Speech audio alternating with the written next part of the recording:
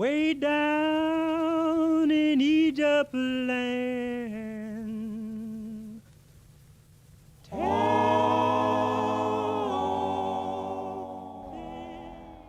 Robert E. Lee lived from 1807 to 1870. Lee was best known for being a commander for the Confederacy and a slave owner. In 1825, Lee enrolled in the United States Military Academy and graduated second in his class of 1829. He was commissioned as a second lieutenant in the Engineering Corps. Then, Lee served as superintendent of the United States Military Academy, and finally as lieutenant colonel of the 2nd Cavalry in Texas, as sectional tensions over the institution of slavery grew in the 1850s.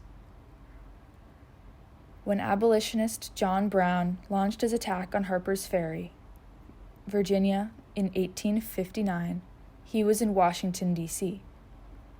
On October 17th, Lee was summoned to the War Department and led a detachment of Marines to Harper's Ferry, where the next morning he coordinated the capture of Brown, whom he regarded as an enemy of the country.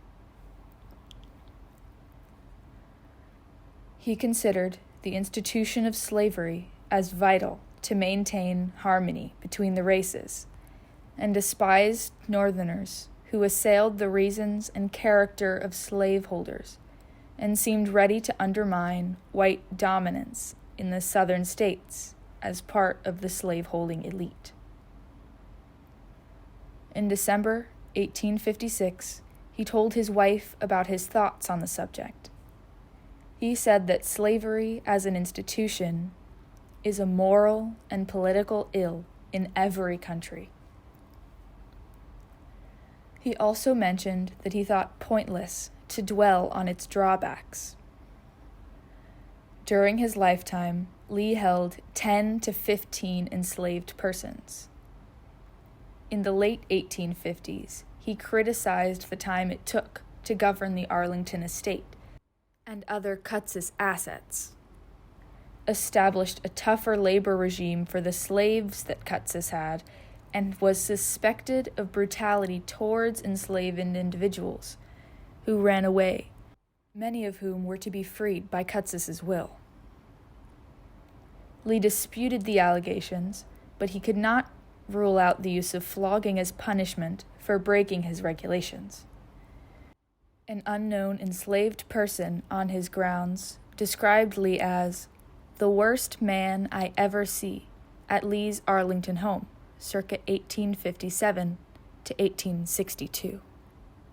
He maintained strong racial ideas of white supremacy that lasted from the antebellum period, when applied to enslaved people, through the post-Civil War period when the newly emancipated attempted to establish a place in Southern society on an equal footing. In 1868, he informed his youngest son, "You will never prosper with the blacks," then going on to explain that he thought it revolting that a reflective mind would support and cherish individuals who are planning and working for your destruction, and all of whose sympathies and connections are adverse to yours. The history of Robert E. Lee is a slippery slope as he drags himself deeper and deeper. We hope this exhibit accurately portrays the loss of life and suffering perpetrated by Robert E. Lee and other Confederate figures like him. The point of which is not to erase history, but to recognize it and move forward.